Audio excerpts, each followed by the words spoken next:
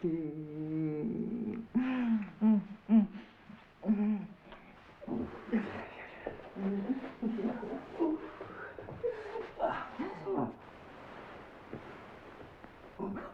pas de bruit, je crois qu'elle dort. Viens, non, attends, je vais m'en assurer.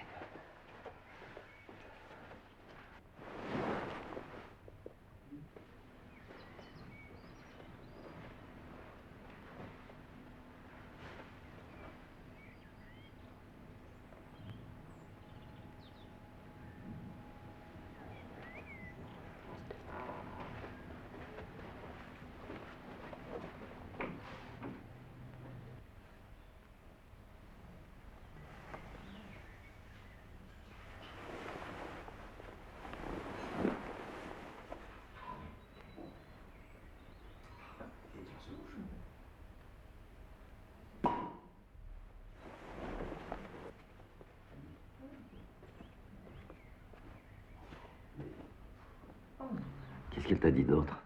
Oh, elle m'en a tant dit que j'en oublie. Mais c'est une malheureuse. Elle va passer sa vie à chercher quelque chose sans jamais savoir quoi.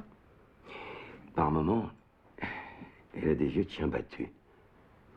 Oui. Et à d'autres moments, elle a un regard complètement opaque. Rien ne passe. Tu la trouves dure? Non, mais non, la pauvre petite. Peut-être qu'elle finira sa vie comme un chien perdu, en trouvant la bonne âme qui l'adoptera. Mmh.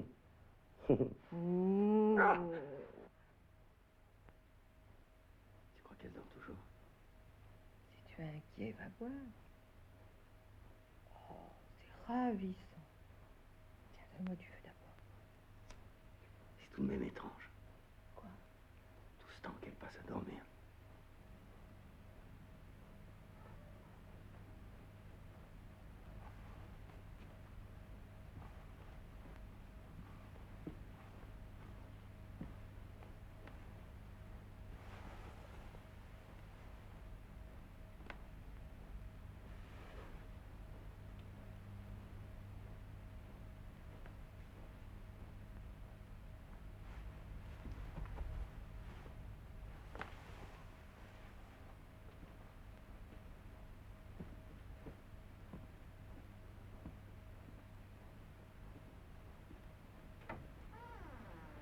Alors elle dort? On dirait. Tu vois, je te l'avais dit. Viens, serre-moi un verre.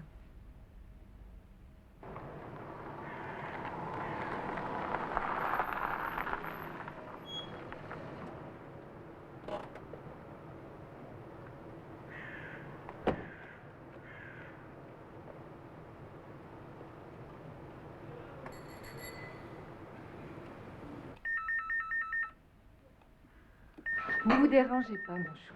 J'y vais. Allô? Oui? Ah non, c'est Laure Le Vaucher. Oui? C'est un monsieur Étamble qui veut vous parler. C'est peut-être Frédéric. Demandez le prénom. C'est pas facile, ça. Et quel monsieur Étamble, s'il vous plaît? C'est votre mari? Je le fais monter? Non, non, non, non. Non, je veux pas qu'il monte ici. Dites-lui que je descends, que je le retrouve en bas. Vous savez ce qu'a dit le docteur? Oui, oui, oui. Oui, mais il faut pas qu'il monte ici. Puis je me sens bien. Non. Dites-lui que je le verrai dans une petite demi-heure en bas.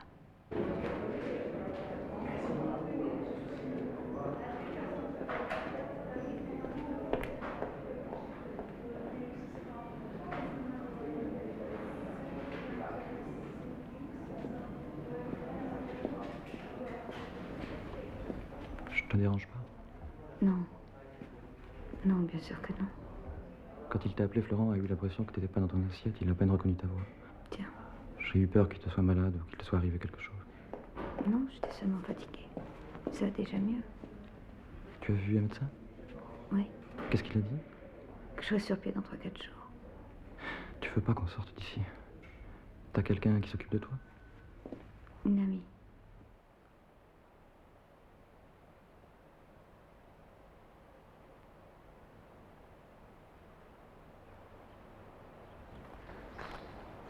Les enfants vont bien? Oui, très bien. Sauf que Charlotte a un rhume de cerveau, alors elle est furieuse qu'on la garde à la maison.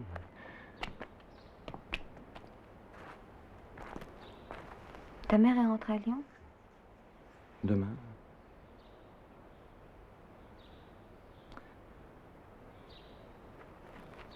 Je voulais te dire une chose au sujet du papier que tu as signé. Je n'ai pas l'intention de m'en servir tout de suite. De ne pas avoir de tes nouvelles comme ça pendant plusieurs jours, j'étais très inquiet. Oui, c'est ce que Florent m'a dit. Oui, enfin, je lui ai demandé de te téléphoner pour qu'il te voie, mais il paraît que tu as refusé, donc. J'attendais d'aller mieux. Tu as fait une dépression. Je sais pas. De toute façon, c'est pas grave. Voilà, écoute, dans ce genre de situation, il ne faut rien brusquer, il faut garder la tête froide. Nous ne sommes pas seuls en cause. Nous en avons longtemps discuté. Maman, Frédéric et moi, voilà, je sais pas ce que tu en penseras, c'est peut-être pas la bonne solution. Mais tu comprendras, ce serait difficile que tu rentres dès maintenant à la maison. Enfin, en même temps, il n'est pas bon que tu restes seul ici. Je suppose que tu es seul. On te l'a pas dit à la réception? Non, mais si, d'ailleurs, j'en étais sûr, voilà. Nous avons pensé qu'on pourrait peut-être tenter une expérience. Tu l'accompagnerais à Lyon, mais tu peux rester ici le temps d'être rétabli. On n'est pas à 2 jours près. Enfin, tu vivrais un peu avec elle. Et puis ensuite, si tu... C'est toi qui as eu cette idée? Je sais pas, c'est nous tous, on en a parlé.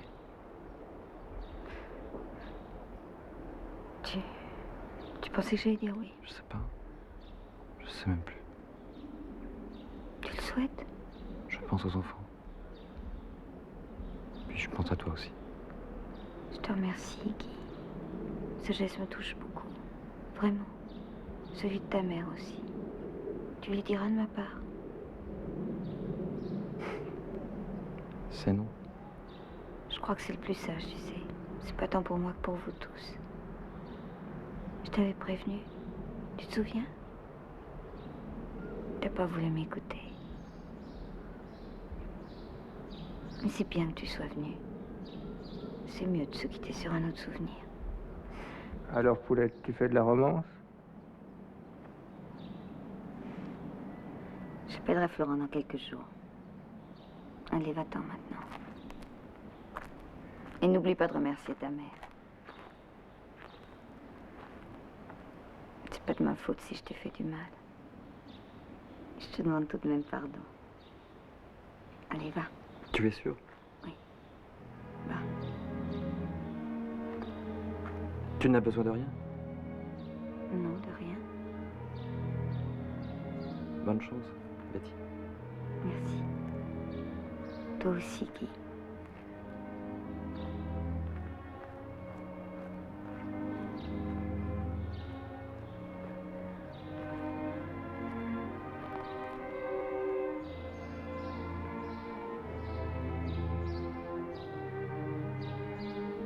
Merci.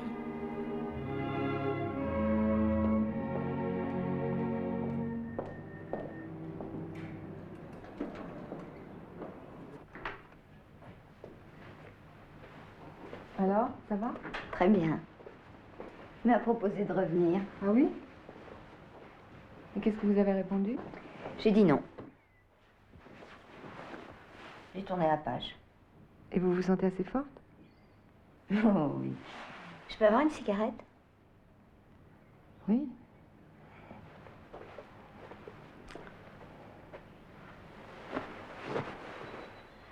Vous m'en voudrez si je vous laisse? J'ai des tas de choses à faire. Mais vous allez bien maintenant. Mais oui, vous en faites pas. Et vous devez en avoir assez de je vous les garde malades. Mais non, pas du tout. Vous allez au trou? Non, je vais à Paris. J'ai rendez-vous avec mon banquier, avec mon homme d'affaires, enfin des tas de gens très rigolos. Bon, mais j'y vais. Si ça ne va pas, vous appelez Mario? À ce soir, ma chérie. Ne vous fatiguez pas. Au revoir, Laure.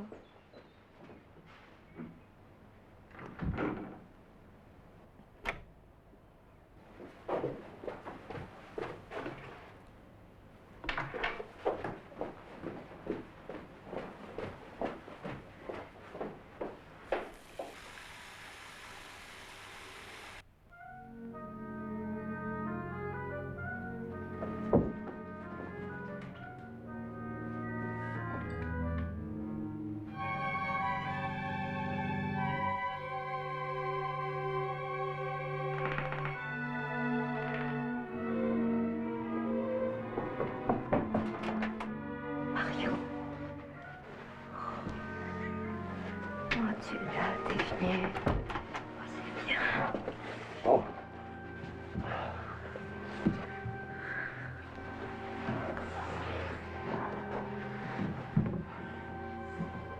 Là.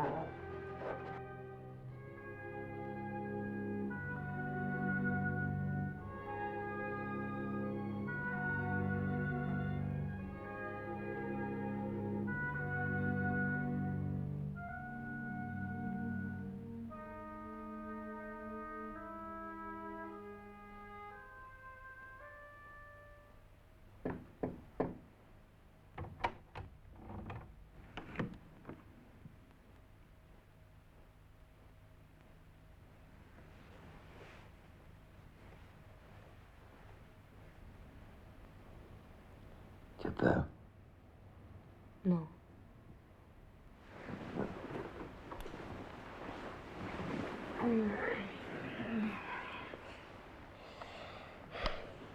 Il faut que je passe au tronc. Je viens avec toi. Impossible, d'après le médecin. Mais le médecin, il sait pas ce que c'est qu'une femme.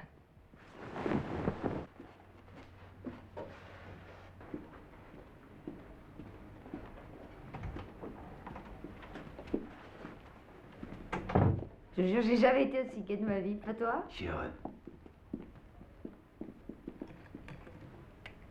Voilà, madame. Merci, Julien.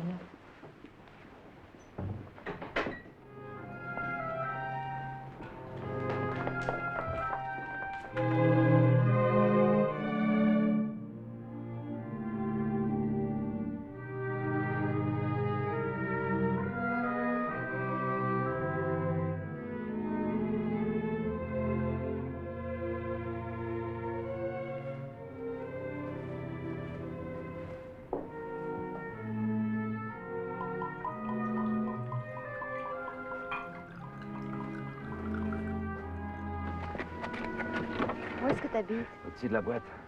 C'est une ancienne ferme. Tout l'étage est mansardé.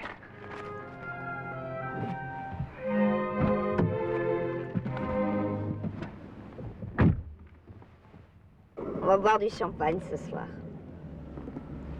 D'accord? Je boirai pas trop. Promis.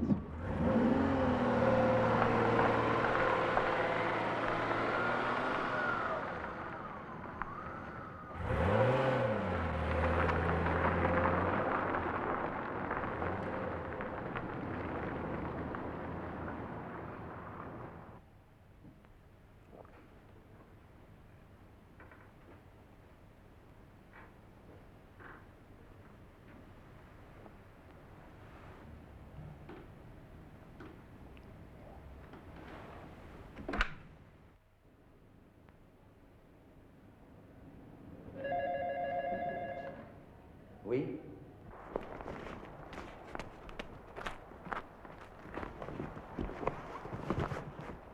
Voilà, c'est tout.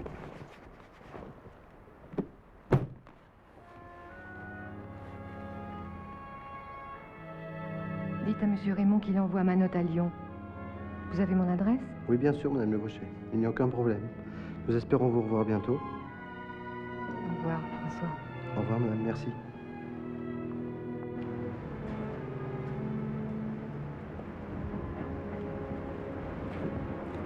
Au revoir, Charles, merci. Au revoir, madame, merci.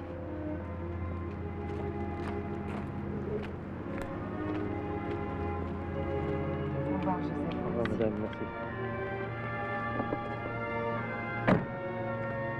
Bon voyage, madame.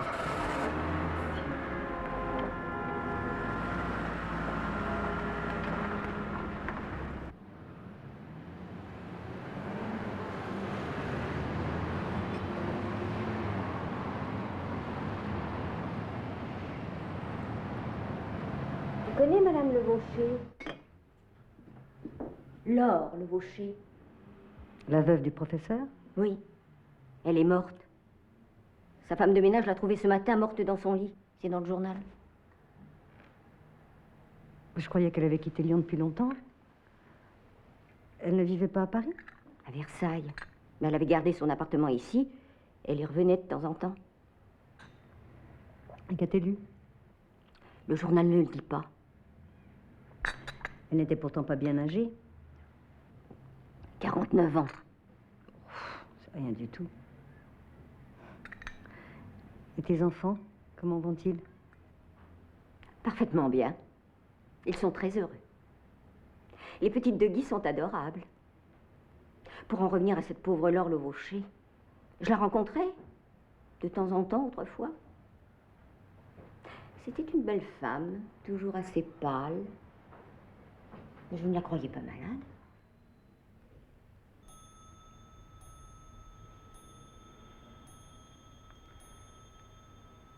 Comment la générale aurait-elle pu deviner que Laure Levauché, en définitive, était morte parce que Betty avait survécu?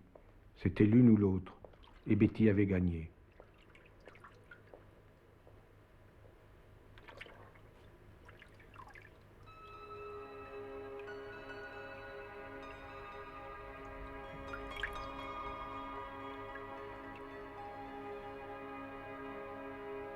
Je mettrai mon cœur dans du papier d'argent, mon numéro d'appel aux abonnés absents, mes chansons d'amour resteront là dans mon piano. J'aurais jeté la clé du piano dans l'eau. J'irai voir les rois de la brocante, vendez mon cœur 3 francs 50. Tu savais si bien l'écouter que ma vie s'est arrêtée quand tu m'as quitté. Je voulais te dire que je t'attends. Tant pis si je perds mon temps. Je t'attends tout le temps, sans me décourager pourtant. Comme quelqu'un qui n'a plus personne, s'endort près de son téléphone et sourit quand on le réveille, mais ce n'était que le soleil.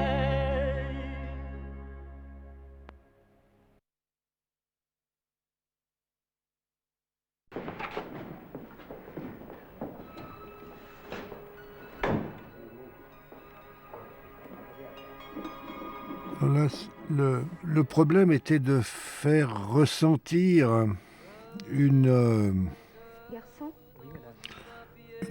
tension intérieure extrêmement difficile à définir pour le personnage lui-même, mais que le spectateur doit ressentir. Il n'y a pas d'éléments de réflexion qui peuvent entrer en jeu dans la compréhension des choses. Donc, j'étais obligé de faire des choses entièrement visuelles sur des bruits et des images. Par exemple, ce plan de Stéphane de Laure, le personnage, sur le fond de l'aquarium n'est pas gratuit puisque cet aquarium, on l'apprendra plus tard, est le lieu de toutes les luttes où les poissons vivent ou meurent. Et quand ils meurent, on les enlève. Hein. Et le dernier plan du film, comme on le sait, c'est Betty enlevant le poisson, vraisemblablement le poisson Laure, de cet aquarium. Alors, en même temps, j'ai essayé de garder une espèce de fausse objectivité sur l'avance de l'histoire, vous comprenez, et en même temps de ramener tout le temps cette objectivité à la subjectivité de Betty. T'as pas trop râlé? T'es en train de compter les lapins qui ont envahi sa chambre. Celui-là, quand il est comme ça, il voit des tas d'animaux tout autour de lui, sans compter ceux qui grouillent sous sa peau et qu'il essaie de tuer avec un cure-dent en or. Il vous a fait le coup, non? Vous écrivez. Alors, d'un seul coup, on passe à la fameuse signature du contrat c'est-à-dire le contrat où elle abandonne ses gosses. Et bien entendu, j'en donne le minimum, mais je fais un travelling avant, comme si, bien entendu, comme si on s'approchait de la vérité. Cette idée de travelling avant est importante parce qu'elle va revenir dans quelques instants. 6 avenue Ruisdael à Paris. Reconnaît par la présente. Accepté sans Bien réserve. entendu, on continue d'entendre la chanson de Jonas pour montrer qu'il s'agit d'une remémoration pure et simple. Et je passe du gros plan au gros plan pour montrer ce qu'est devenu le visage de cette jeune femme. Je peux me saouler, excusez-moi. Bien sûr. Alors, là, elle essaie d'écarter le souvenir, bien entendu. Donc on fait le travelling arrière. Elle essaie de se retrouver à l'intérieur du monde extérieur, c'est-à-dire Votre admirateur, l'officier américain, du trou. était là avec le chef. Mais, Il devait avoir 20 ans. hélas, inexorablement, Il était à la retraite, mais il s'est le travelling ravance Il vient ici presque tous les soirs. vers elle parce qu'elle ne peut penser qu'à ce qu'elle a elle pense le crime qu'elle a commis d'abandonner ses enfants. Hein. Et le travelling devient de plus en plus insupportable pour elle et elle bascule. Une petite seconde de repos, mais le sang apparaît et maintenant c'est une espèce de transe. On ne voit plus les choses que presque par les yeux de Betty ou par les yeux du spectateur devenant Betty, puisqu'on voit Betty aussi. Voilà. Mais c'est le spectateur dans le même état que Betty, quoi. Alors, on a énormément étudié les très légers flous dans les visages de temps en temps. Enfin, par exemple, le point est sur la main dans le plan précédent. Tu crois pas qu'elle aurait besoin d'un médecin? Quoi faire? Emmène-la dans ma voiture.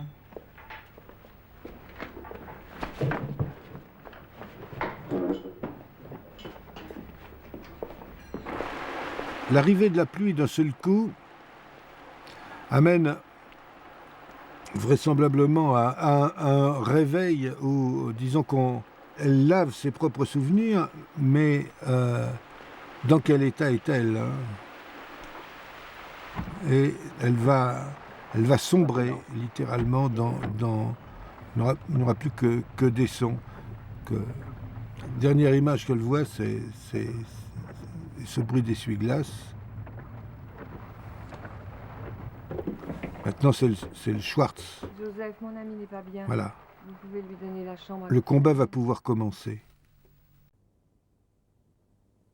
On sait pas à côté de qui on vit. On sait rien. Commissaire Le Sage, vous êtes bien René Stern, le professeur de dessin? Dites-moi sur cette histoire de violeur qui a pas l'air d'avancer beaucoup. Vous savez que j'ai ma petite idée. Je trouverai le coupable. Il finira par se trahir. Ce qu'on pense n'est pas toujours la vérité. Ce serait trop facile. Cette affaire me fait peur. Il y a déjà des rumeurs qui commencent à circuler en ville. Cette enfant était amoureuse de vous. Vous l'aviez pas remarqué? Je veux savoir ce que tu as fait! Non, je t'en dis rien! L'obstination fait partie du talent.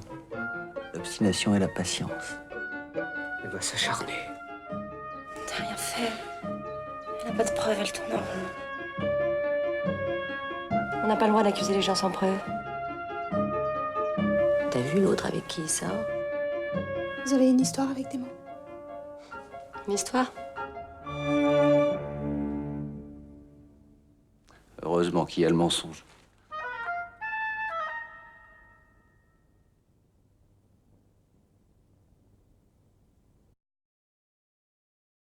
Je voulais te dire que je t'attends.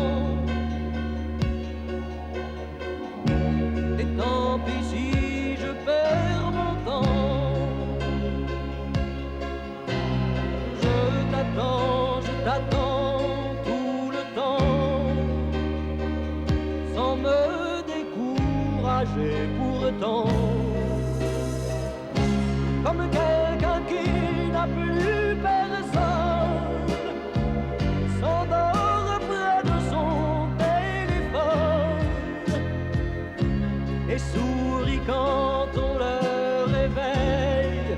ce n'était que le soleil.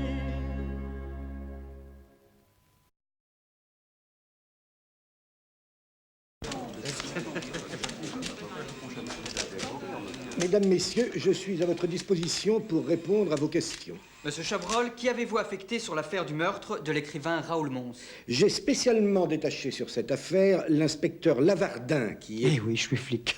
Comment pouvez-vous faire confiance à un inspecteur aussi porté sur la bouteille? Non, mais écoutez, vous faites une confusion grossière avec Philippe Marlowe. Lavardin ne boit plus une goutte d'alcool. À la police française. On dit qu'il a des manières pas très catholiques. Ouais, ben on dit ce qu'on veut. Il n'empêche que l'affaire avance, et vite. Pardon!